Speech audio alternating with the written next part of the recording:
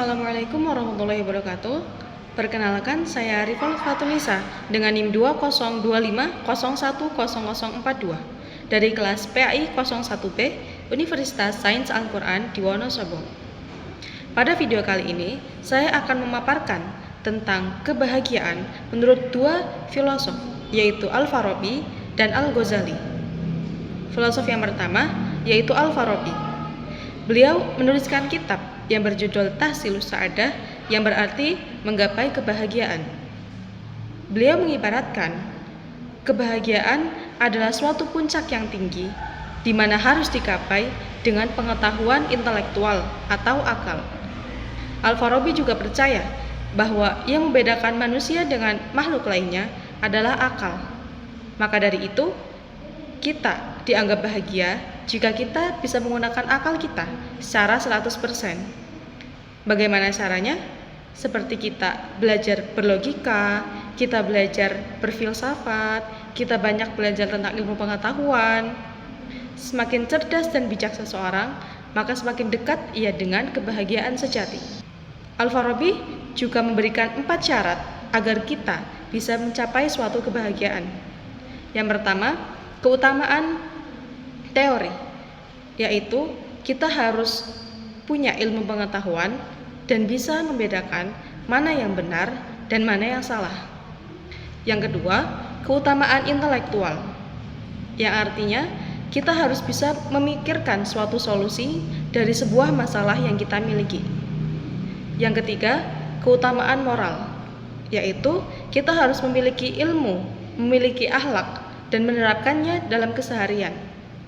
Yang keempat, keutamaan praktis, yang artinya dari semua ilmu yang telah kita dapatkan harus kita terapkan dalam tindakan nyata di keseharian kita.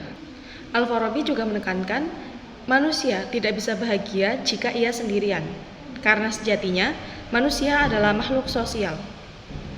Kebahagiaan akan tercapai jika kita tinggal di negara utama atau negara Madinah Al-Fadilah, yaitu di mana ada pemimpin dan rakyat yang bisa saling membantu untuk bisa mewujudkan suatu negara yang baik.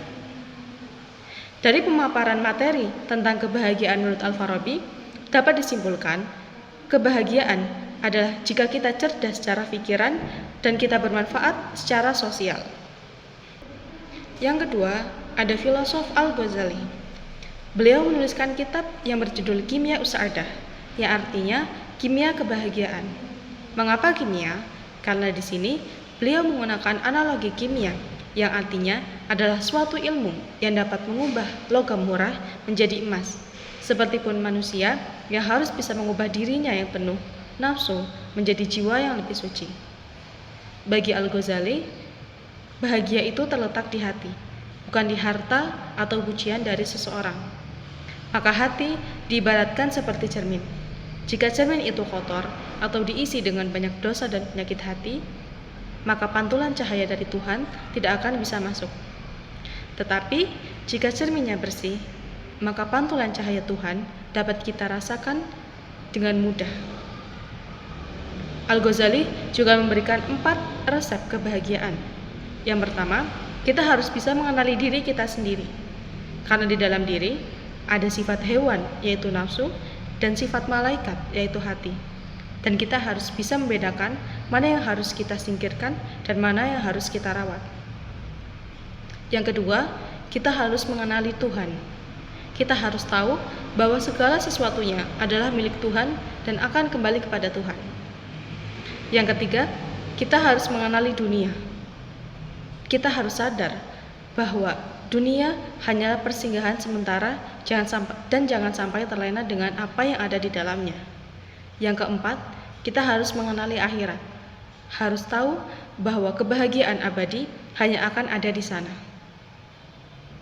Al-Ghazali juga menekankan bahwa hati harus bisa menjadi raja dari diri kita dan nafsu menjadi budaknya. Karena ketika nafsu menjadi raja, kita akan jauh dari rasa bahagia. Kesimpulannya, bagi Al-Ghazali, kebahagiaan adalah tentang masalah hati. Jika hati kita terhindar dari segala hal buruk seperti tamak, iri, atau sombong, dan diisi dengan cinta kita kepada Tuhan, maka dimanapun kita berada akan selalu ada rasa tenang dan bahagia yang kita rasakan. Sebagai penutup, saya akan memberikan kesimpulan tentang perbedaan dari dua pandangan tadi. Yang pertama, Al-Farabi lebih mengutamakan logika, di mana jalan dari kebahagiaan yaitu lewat pendidikan dan akal, yang artinya bahagia adalah ketika kita menjadi orang yang berilmu dan bijaksana. Yang kedua, Al-Ghazali, beliau lebih mengutamakan rasa dan hati, di mana jalan dari bahagianya yaitu lewat ibadah dan pembersihan hati, yang artinya bahagia adalah ketika kita menjadi orang yang dekat dengan Tuhan dan tenang jiwanya. Mungkin sekian materi yang bisa saya paparkan, kurang lebihnya saya mohon maaf. Wassalamualaikum warahmatullahi wabarakatuh.